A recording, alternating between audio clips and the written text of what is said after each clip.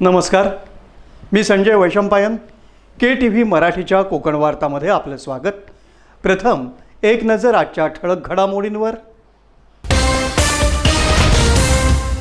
रत्नागिरी शहरातील अनधिकृत फलक, अतिक्रमण तसंच दोषी ठेकेदारांवर कडक कारवाईचे आदेश. रत्नागिरी नगरपालिका सर्वसाधारण सभेत निर्णय. रत्नागिरीकरांसाठी खुशखबर, शीळ धरण पूर्ण क्षमतेनं भरलं. आता रत्नागिरीकरांना होणार नियमित पाणी पुरवठा. मुंबई गोवा महामार्गाच्या दुतर्फा वृक्ष लागवडीचा शुभारंभ.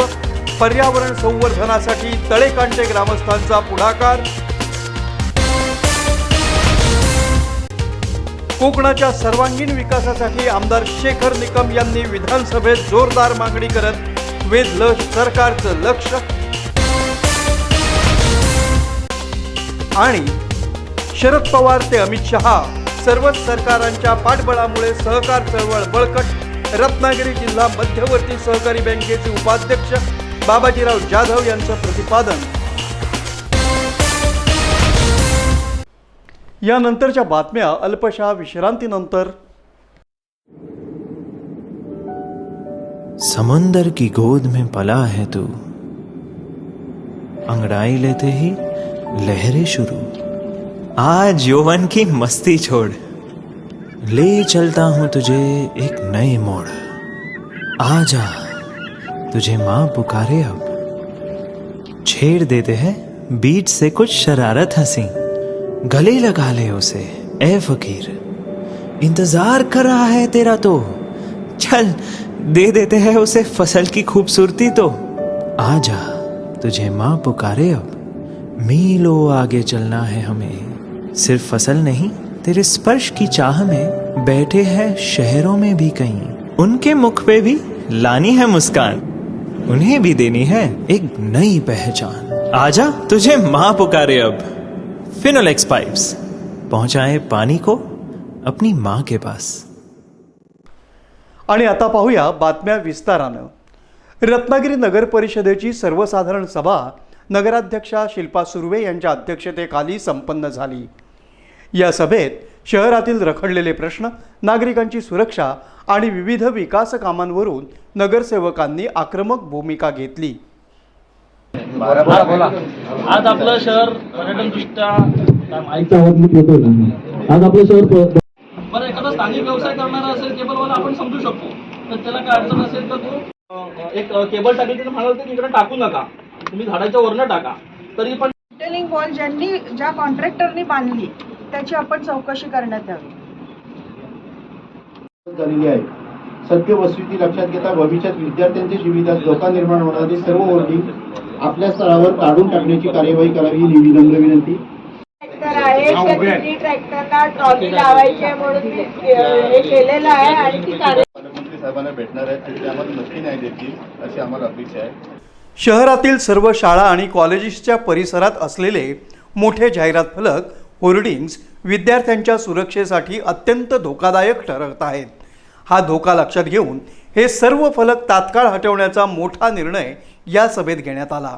नगराध्यक्षा शिल्पा सुर्वे यांनी नगरसेवकांच्या मागणीवरून प्रशासनाला हे होर्डिंग्स त्वरित हटवण्याच्या सूचना दिल्या आहेत. नुकत्याच झालेल्या पावसामुळे फगरवठार येथील पालिकेच्या रस्त्याकडील संरक्षक भिंत कोसळल्याप्रकरणी सभेत जोरदार चर्चा झाली. संबंधित ठेकेदारानं भिंतीच्या खालच्या बाजूला असलेल्या खाजगी जागेत खोदकाम करण्यासाठी पालिकेची कोणतीही परवानगी घेतली नव्हती.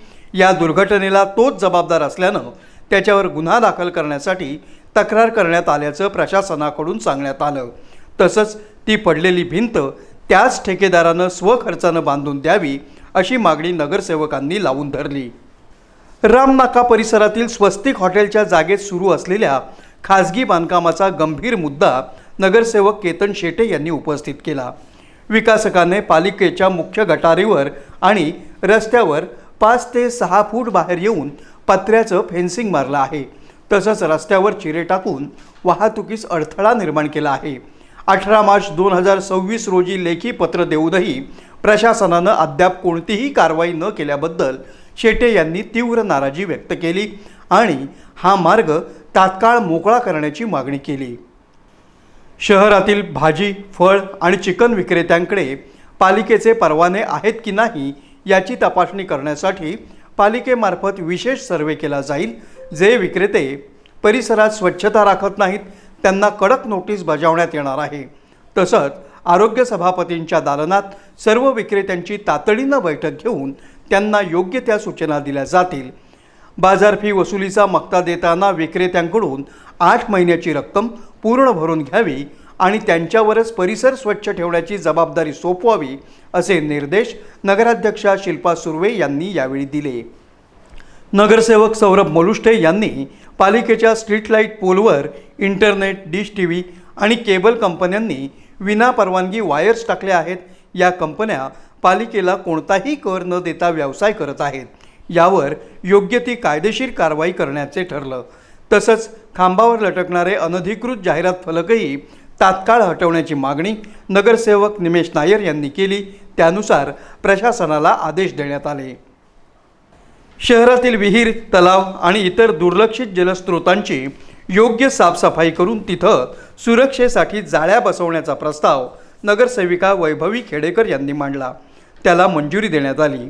तसंच वेगवेगळ्या प्रभागांमधील उघड्या विहिरींमध्ये उन्हाळ गुरं कोसळण्याच्या घटना घडत असल्यानं प्रत्येक नगरसेवकानं आपापल्या प्रभागातील विहीर मालकांना सुरक्षेसाठी संरक्षक कठडे बांधण्याच्या सूचना द्याव्यात असं या सभेत ठरलं. तसंच आयत्या वेळच्या विषयात आपल्या प्रभागात विकास कामं होत असताना स्थानिक नगरसेवकांना विश्वासात न घेता थेट कामांचे नारळ फोडले जात असल्याची तक्रार नगरसेविका वर्षा ढेकणे आणि अमित पिलणकर यांनी केली. तर नगरसेवक केतन शेटे आणि अमित पिलणकर यांनी आपल्या प्रभागातील कामांना प्रशासनाकडून बगल दिली जात असल्याचा आरोप केला. सर्व नगरसेवकांना समान न्याय देऊन प्रभागांमध्ये समान वागणूक मिळावी अशी मागणीही त्यांनी केली. रत्नागिरी शहरासाठी वरदान ठरणाऱ्या शीळ धरण क्षेत्रात झालेल्या दमदार पावसामुळे शहराची पाणी टंचाईची समस्या कायमची संपुष्टात आली आहे. शीळ धरण 100% भरलं असून धरणाच्या सांडव्यावरून पाणी वाहू लागलं आहे.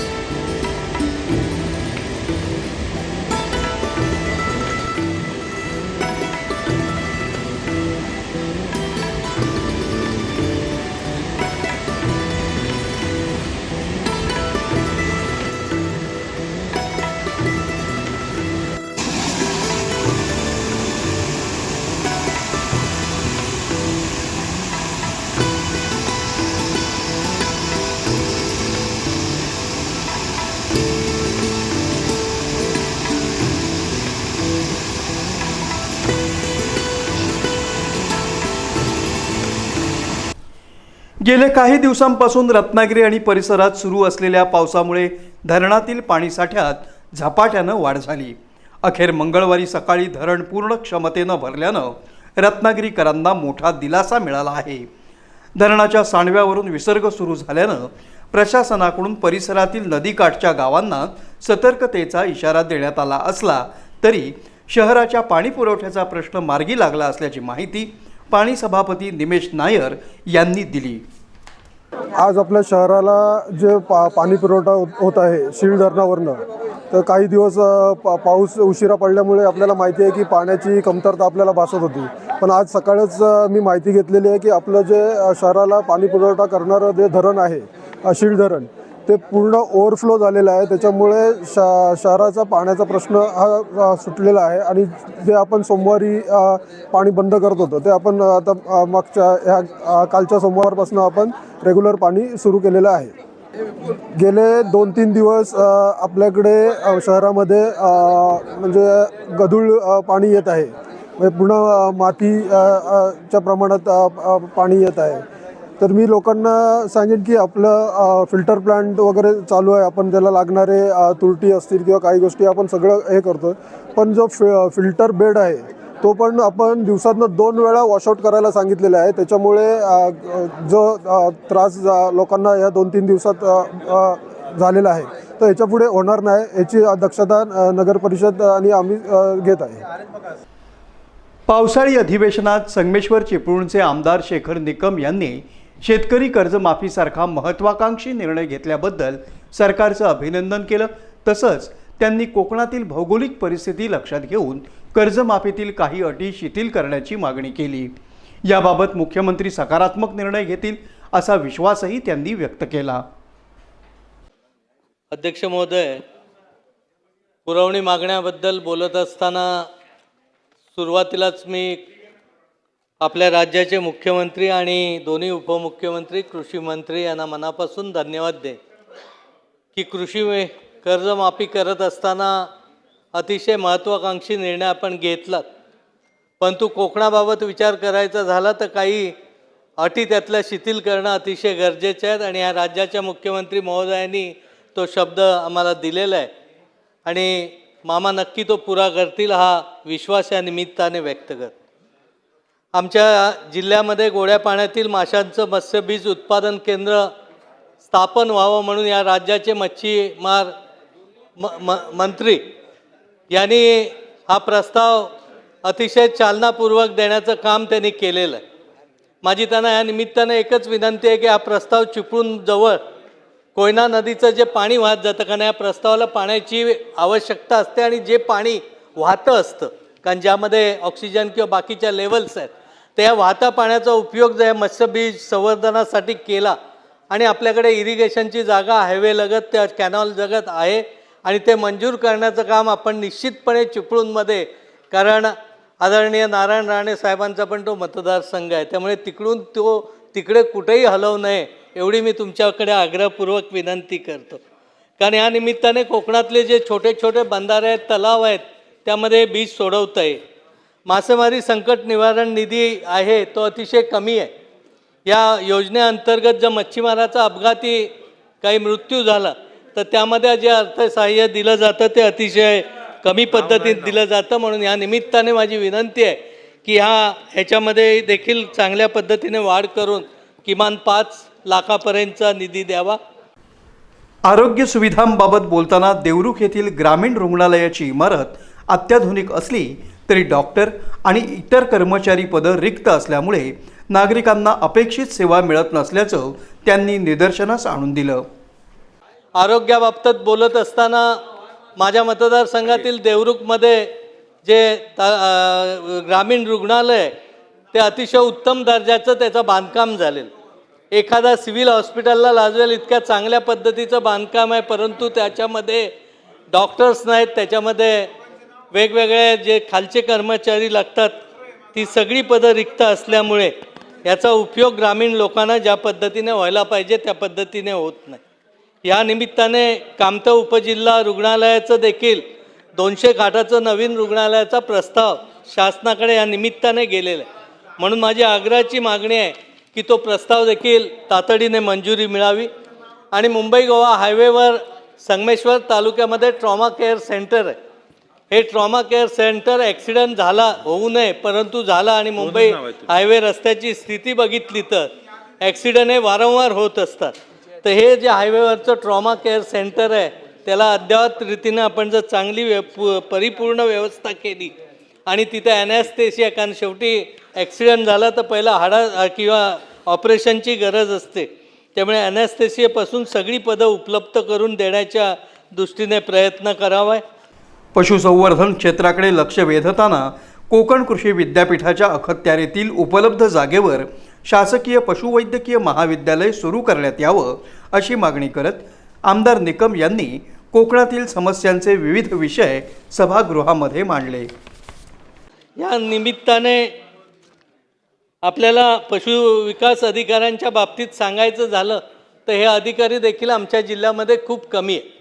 वेटरनरी कॉलेजला आज खाजगी तत्वावर मान्यता देण्याचं धोरण आपण निश्चित केलेलं.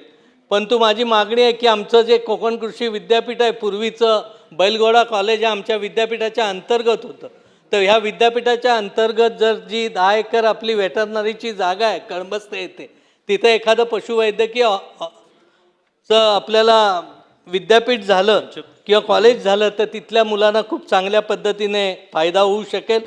महाराष्ट्र लोकसेवा आयोगामार्फत एप्रिल 2025मध्ये पशुधन विकास पदाच्या 2795 जागांची जाहिरात झाली. या जाहिरात देत असताना त्या पदवी घेणाऱ्या अखेरच्या वर्षाच्या मुलांच्या रिझल्टमध्ये उशीर झाल्यामुळे त्या परीक्षेला त्यांना बसता आलं नाही आणि त्या बऱ्याचशा जागा आज व्हेकंट राहणार आहेत. म्हणून ह्या निमित्ताने त्या जाहिरातीच्या अंतर्भूत ह्या जर आता BVSC झालेल्या मुलांना जर संधी दिली परीक्षाची तर पूर्णपणे तो बॅकलॉग वेटरनरी डॉक्टरांचा देखील ह्या निमित्ताने भरू शकेल. दुग्ध व्यवसायाच्या बाबतीत आताच निलेशजींनी सांगितलं की आमच्याकडे अनेक डेअरीच्या चांगल्या चांगल्या मोक्याच्या जागा आहेत, परंतु आज ह्या बंद पडलेल्या डेअऱ्या आहेत. या बंद पडलेल्या डेअऱ्या देखील चालू करण्याच्या दृष्टीने जर कोकणामध्ये विचार केला तर त्याचाही उपयोग खूप चांगल्या पद्धतीने होऊ शकेल. आणि त्याचबरोबरीने कोकण विभाग शासकीय दूध योजनेतील वीज तंत्री पदावर जे कर्मचारी आहेत त्यांचा देखील सेवा ज्येष्ठतेनुसार त्यांना सुधारित वेतन श्रेणी मिळणं खूप क्रमप्राप्त आहे. तरी अध्यक्ष आपण संधी दिलीत त्याबद्दल धन्यवाद. मुंबई गोवा महामार्गाच्या विकासाबरोबरच पर्यावरणाचा समतोल राखण्याच्या उद्देशानं तळेकांटे सप्तलिंगी ते बावनदी या मार्गावर दुतर्फा वृक्षारोपण करण्याच्या विशेष उपक्रमाचा शुभारंभ राज्याचे उद्योगमंत्री आणि मराठी भाषा मंत्री तथा रत्नागिरी जिल्ह्याचे पालकमंत्री डॉक्टर उदय सामंत यांच्या प्रमुख उपस्थितीत करण्यात आला.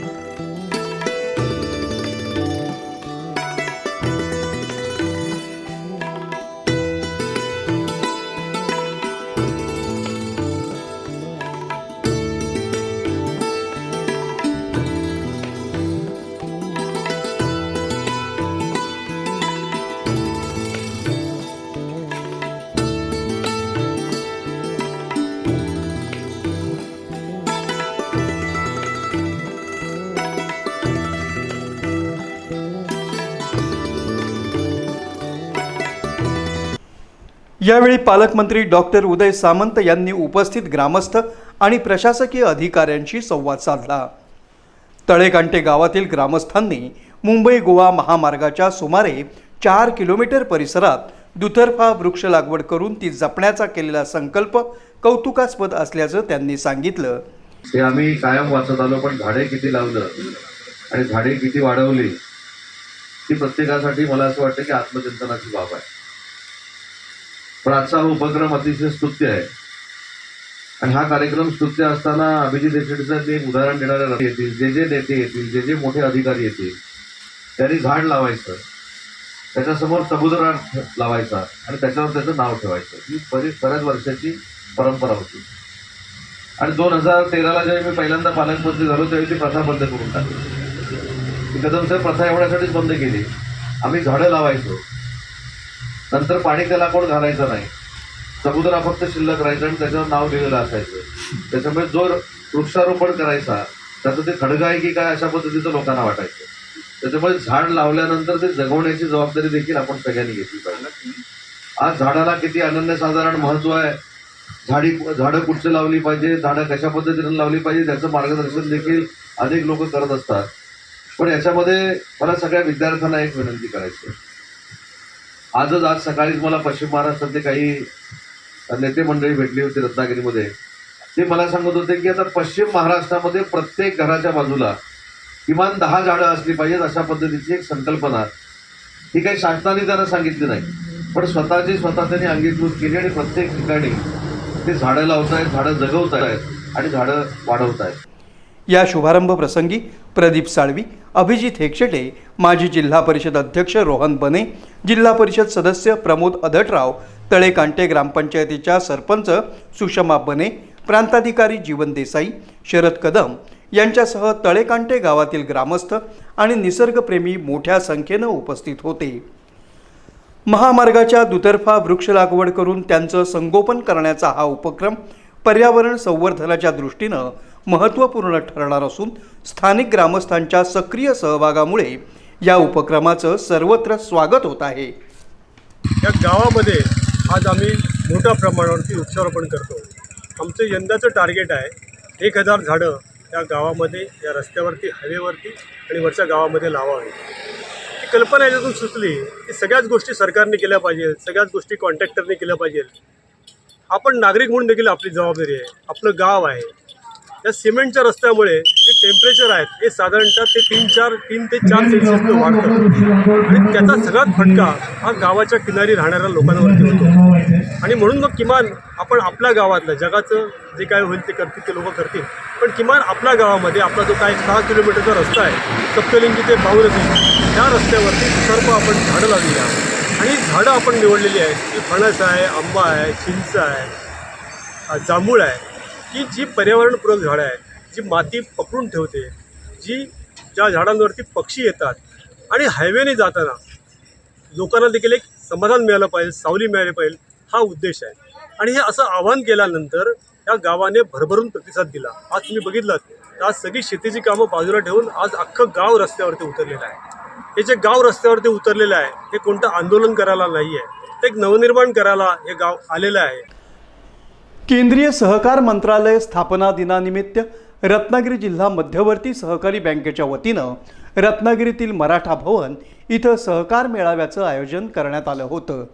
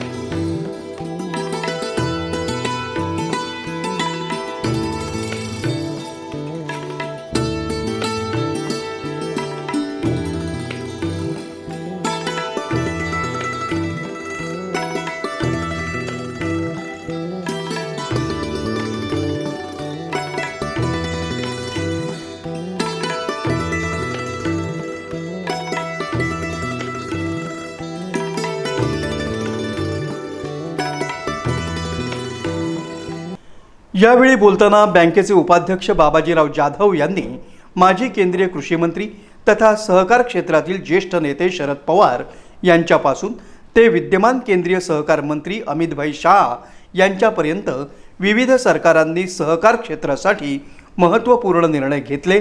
या सर्वांच्या पाठबळामुळेच महाराष्ट्रासह कोकणातील सहकार चळवळ अधिक सक्षम आणि वृद्धिंगत झाली असं प्रतिपादन केलं. मला चांगलं आठवतं की यापूर्वी देशाचे कृषी मंत्री आदरणीय पवारसाहेब यांच्याकडे कृषी खातं असताना सहकार खातं त्यावेळी त्यांच्याकडे होतं. त्याच्या अगोदर होतं, त्याच्या मंत्र्याकडे कदाचित असू शकतं. पण त्यावेळीसुद्धा आदरणीय पवारसाहेबांनी केंद्राच्या वतीनं सहकारच्या माध्यमातून जे जे काही मदत करता येतील ते करण्याचं काम त्यांनी केलं. या जिल्ह्यामध्ये आदरणीय कैलासवासी गोविंद निकम साहेबांनी सहकार चळवळ रुजवण्याचं काम केलं.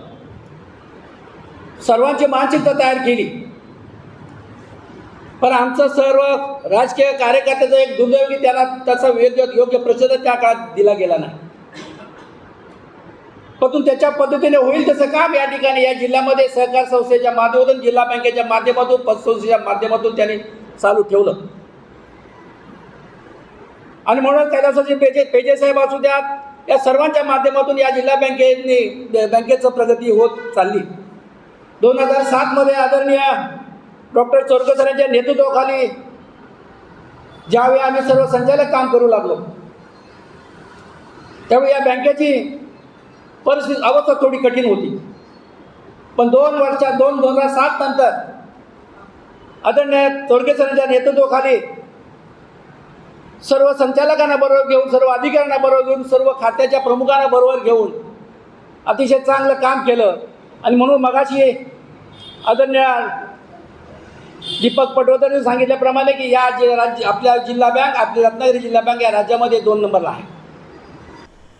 यावेळी रत्नागिरी जिल्हा मध्यवर्ती सहकारी बँकेचे मॅनेजिंग डायरेक्टर श्री गंभवणेकर, बँकेचे संचालक आणि स्वामी स्वरूपानंद सहकारी पतसंस्थेचे अध्यक्ष ॲडव्होकेट दीपक पटवर्धन, संचालक रामभाऊ गराटे, अमजद बोरकर, आबा टिळेकर, सौ नेहा माने, गजानन पाटील, मंदार सप्रे तसंच बँकेचे अन्य संचालक आणि सहकार क्षेत्रातील मान्यवर मोठ्या संख्येनं उपस्थित होते. हे सर्व आदरणीय चोरकर सरांच्या कुशल नेतृत्वाखाली झालं, हे आम्हाला मान्यच केलं पाहिजे.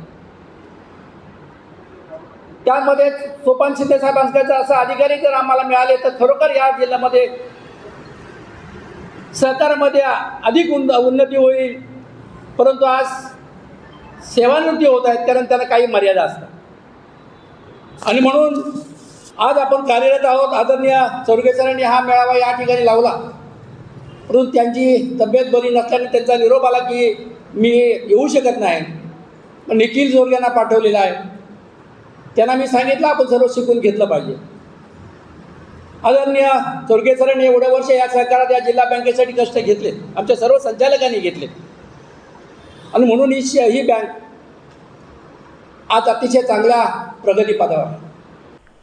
कार्यक्रमात सहकार क्षेत्राच्या सक्षमीकरणावर, आधुनिक व्यवस्थापन, आर्थिक शिस्त आणि ग्रामीण विकासामधील सहकार चळवळीच्या योगदानावर सविस्तर चर्चा झाली. केंद्रीय सहकार मंत्रालयाच्या स्थापना दिनानिमित्त आयोजित या मेळाव्यात सहकार क्षेत्रातील पदाधिकारी, संचालक आणि कार्यकर्त्यांचा उत्स्फूर्त सहभाग लाभला. रत्नागिरी नगर परिषदेचे प्रशासक तथा मुख्याधिकारी वैभव गारवे यांच्या वाढदिवसानिमित्त नगर परिषद कार्यालयात त्यांचा सत्कार करण्यात आला. नगराध्यक्षा शिल्पा सुर्वे यांच्यासह सर्व नगरसेवकांनी पुष्पगुच्छ देऊन त्यांना वाढदिवसाच्या शुभेच्छा दिल्या. यावेळी गारवे यांच्या पुढील वाटचालीसाठी शुभेच्छा व्यक्त करत नगर परिषद प्रशासनाच्या कार्याला अधिक यश लाभो अशी सदिच्छा उपस्थितांनी व्यक्त केली.